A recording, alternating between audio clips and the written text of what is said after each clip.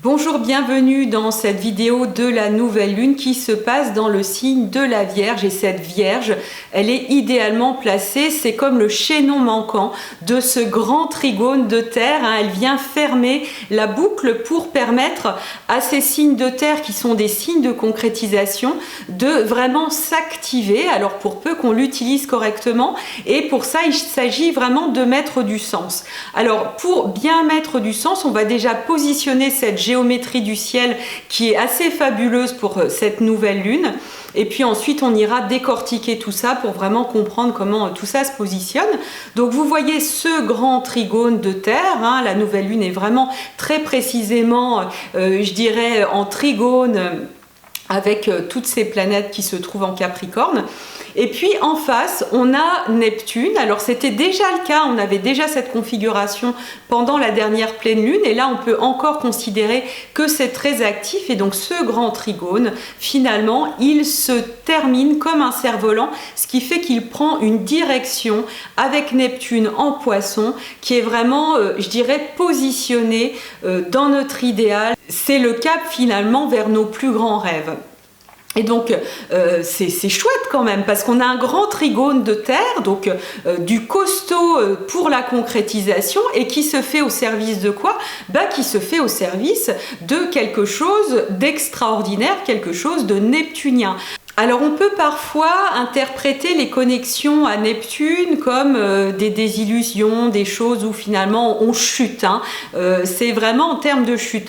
Or là, l'idée c'est vraiment autre chose. Désillusion, pourquoi pas, mais pas pour se dire oh là là, ça y est, je laisse tomber mes rêves, parce que si vous vous coupez de Neptune, vous vous coupez clairement de quelque chose qui fait vibrer votre cœur, et vous vous retrouvez dans une vie un peu morte, un peu sans intérêt, où vous allez trouver des dérivatifs, pourquoi pas des dérivatifs neptuniens, qui sont de l'ordre des drogues ou des addictions, quelles qu'elles soient, qui sont un peu une perte de soi. Or, si on est bien positionné dans l'axe, qu'on maintient bien ce cap et cette foi neptunienne sur de toute façon, il n'y a que le merveilleux qui soit un cap qui vaille le coup, tout en étant dans cet équilibre avec la Vierge qui dit ok, tu veux ça, mais bon, va falloir bosser, va falloir, je dirais, décortiquer les doutes. Ça ne veut pas dire qu'on n'a pas de doutes, qu'on n'a pas de désillusions,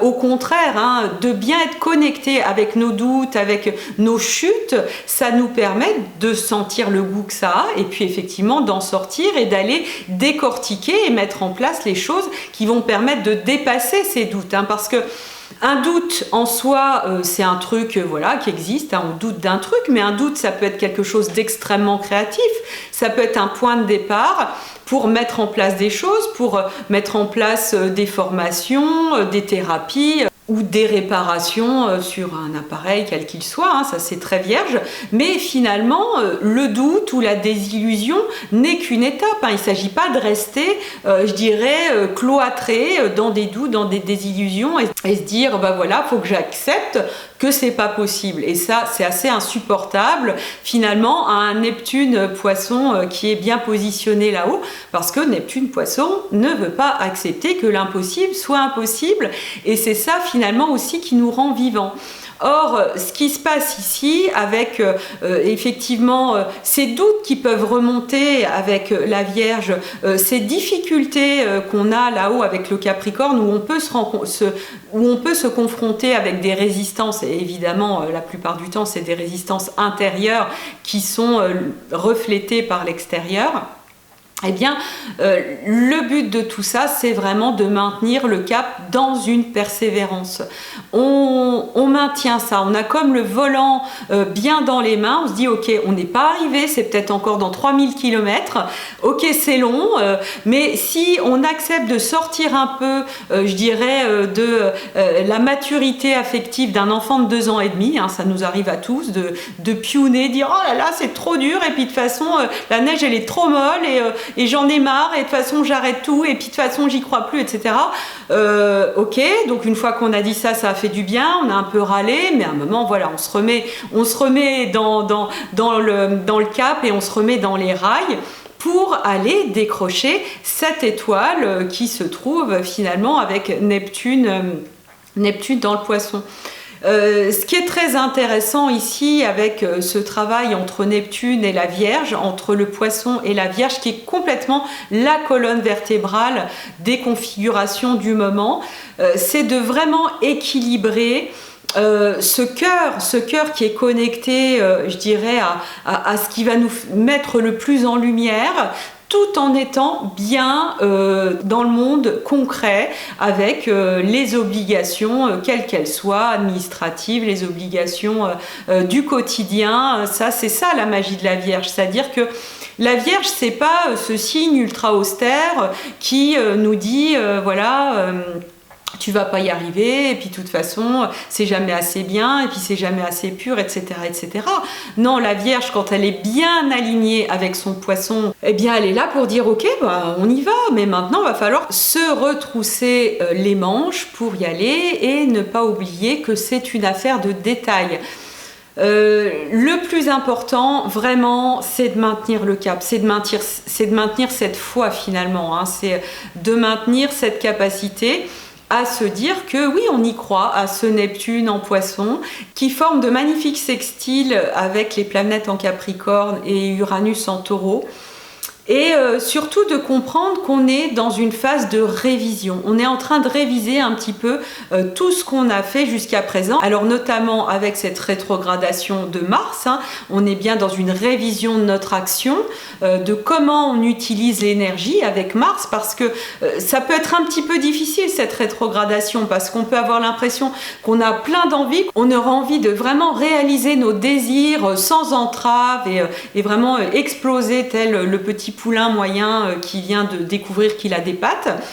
Et puis finalement Saturne derrière, il voit ce petit poulain qui est prêt à gambader dans tous les sens, et puis le petit poulain il arrive près de la falaise et finalement il lui coupe un peu les pattes, hein, mais quelque part c'est un peu pour lui sauver la vie. C'est comme si on avait le feu qui était en train de s'installer à l'intérieur de nous avec des envies, mais des envies qui paraissent impossibles, hein. Rappelez-vous ce monde neptunien, on est toujours dans ces mêmes tonalités. Et puis de l'autre côté, je dirais l'appel de notre âme. Et c'est comme si les deux n'étaient pas complètement alignés et qu'il s'agissait vraiment d'aligner ce feu du désir avec l'appel de notre âme pour que enfin ça puisse pleinement sortir. Et ça sera certainement à partir du moment où Mars redeviendra direct et pour l'année 2021. Déjà, Jupiter a repris sa marche directe. Donc, d'un point de vue social, du point de vue de nos projets, il peut y avoir une forte relance et un sentiment vraiment de libération. Mais l'idée de révision, elle reste très présente hein, par rapport à l'action et puis par rapport à cette Vierge hein, qui est un moment de révision. Hein. La Vierge est un moment à la fois de récolte et également de révision. Des doutes qui peuvent rester et puis des impatiences. Hein. C'est ça l'ego. Si finalement nos chutes, nos désillusions, nos pertes de confiance, elles sont liées eh bien, à tout ce rapport au temps, toute cette conscience que finalement la matière, eh bien, ça prend du temps. Si on maintient le cap effectivement sur nos élans du cœur, c'est pas forcément des choses qui vont se faire dans la minute. Hein. Là encore, on n'est pas ces enfants capricieux qui veulent tout de suite. Hein. Oui, bien sûr, il y a un peu de ça en nous et ça, c'est peut-être ce Mars bouillonnant hein, qui aurait envie que voilà, de sortir le moteur et d'aller à fond tout de suite. Or, on est vraiment dans un gros ajustement, comme s'il y avait un gros engrenage et que tout était en train de se mettre en place. Et quand on a un petit peu vu ce processus, déjà c'est très apaisant. On peut avoir l'impression d'être effectivement en chemin et non plus flottant dans quelque chose, je dirais, d'assez confus. Et pour cela, moi je crois que les étapes indispensables, c'est surtout de ne pas oublier son idéal. Si on commence à oublier son idéal, on va se couper les pattes, on va perdre le sens, hein, tout simplement perdre le sens de sa vie. Et là, on est à un vrai cap, hein. Cette nouvelle lune, elle est à la quadrature des nœuds lunaires, donc on est dans un changement de cap par rapport au sens sacré de sa vie, et donc il s'agit d'être vraiment aligné avec ce qui représente du sacré pour nous et de vraiment bien s'y maintenir parce que le reste n'est pas franchement raisonnable. Et une fois qu'on a bien placé ce cap, qu'on a bien placé cet idéal, eh bien accepter les lois de la matière, accepter les méticulosités nécessaires de la Vierge, accepter les clarifications, accepter de mettre beaucoup de subtil dans sa pensée, accepter d'avoir une pensée beaucoup plus nuancée, hein, qui est plus fine dans l'analyse, avoir également avec ce taureau et cet éveil en taureau, être en capacité de comprendre que tout ça prend du temps. Finalement, Uranus en taureau, il fait un peu un effet inverse par rapport à un Uranus en bélier, c'est-à-dire qu'en taureau, il va nous éveiller, il va nous mettre la foudre pour nous faire réaliser que tout ça prend du temps, que c'est un processus et que dans le processus même, hein, même si on n'a pas tout de suite, et ben dans ce processus, eh bien, il y a énormément de plaisir, il y a énormément de joie à voir que ça effeuille, ça s'effeuille tout doucement et que ça s'ouvre et que la marguerite peut enfin s'épanouir petit à petit. Et puis effectivement, dans le Capricorne, c'est accepter tout ce dont on va devoir se délester et ça continue, hein, ça on le redit à chaque fois, mais c'est vrai que tout ce qu'on a pu, je dirais, mettre en conscience comme carcan, comme je dirais vieille structure dont il s'agit de se débarrasser ou de s'émanciper pour garder des structures saines et remettre en place tout ça pour que ce soit vraiment en accord avec le nouveau monde tel qu'on est en train de le construire. Eh bien tout ça c'est par étapes, c'est par couches et ce qu'on a réussi à décrasser il y a 6 mois, eh bien on peut se rendre compte que il y a encore une couche à encore décrasser et qu'on va de plus en plus profondément pour que vraiment ce signe du Capricorne trouve sa propreté, hein, qu'on sorte des corruptions et qu'on retrouve un Capricorne qui va dans son intégrité, sachant que cette intégrité c'est rarement dans le monde extérieur qu'il s'agit d'aller la chercher, mais vraiment en soi, dans ses propres mécanismes de corruption où, ah ben tiens, là, est-ce que je me vends pas pour un peu d'affection? Oh là, est-ce que je me vends pas pour parce que j'ai peur de manquer, etc., etc. Et donc, à partir du moment où on dénoue en nous-mêmes tous nos petits conflits d'intérêts et qu'on a cette honnêteté, eh bien, on réaligne effectivement le Capricorne collectif. Et donc, quand on a ces 3 signes de terre qui nous invitent à vraiment nous engager dans un travail de fond, dans un travail sur la durée, dans un travail méticuleux, dans un travail où on est content de travailler, hein, ça c'est le taureau, qui est content d'être là, qui est content et qui est dans cette joie de voir les choses s'accomplir et de chaque brique qui vraiment se met en place, eh bien il n'y a plus de souci pour aller vers cet idéal neptunien. L'idéal neptunien, il peut s'ancrer dans la matière. Donc c'est vraiment une belle nouvelle lune qui nous invite vraiment à maintenir le cap. Et ce qui vient confirmer ça, c'est qu'actuellement, Vénus est en Lion, Vénus qui est vraiment reliée avec l'amour, l'harmonie, l'amour de soi, ce qui nous dirige en termes de j'aime pas, etc. Eh bien ça se trouve en Lion, Vénus se trouve en Lion et donc elle nous invite à nous recentrer vraiment sur le cœur, à exercer notre capacité à nous diriger un peu à l'aveugle en termes de cap, hein, parce que même si on sait très bien où on est en termes de signes de terre, hein, alors ça faut être concret, là faut être rationnel, faut bosser, etc., etc. On peut rajouter des il faut là, hein. Une fois de temps en temps, ça fait pas de mal. Autant pour les élans neptuniens et puis pour cette Vénus en Lion, il s'agit d'être à l'aveugle et complètement centré sur ce que notre cœur nous raconte finalement, sur là où il a envie de nous emmener. Et même si les apparences nous donnent tout le contraire, et même si les apparences nous disent que c'est pas possible, et même si ça s'est jamais fait, et même si jusqu'à présent personne n'a réussi à faire ça, et que finalement votre cœur il vous dit mais si, je sais que c'est ça, je sais que c'est ce truc-là, eh bien restez là, hein, restez surtout là, et puis après voilà, il s'agit de bosser avec courage, ça demande effectivement du courage, de la bravoure, on n'en manque pas, de la persévérance, et effectivement, à partir du moment où vous mettez en place ce qu'il faut, ça ne peut que marcher, ça ne peut que fonctionner. Mais voilà, il s'agit de sortir des positions de victimes qui vont être le côté négatif finalement de ce Neptune en Poisson. C'est là où on va vraiment faire des chutes avec des grosses illusions. Mais c'est pas parce que c'était pas possible, c'est parce qu'à l'intérieur de soi, on a perdu la foi tout simplement.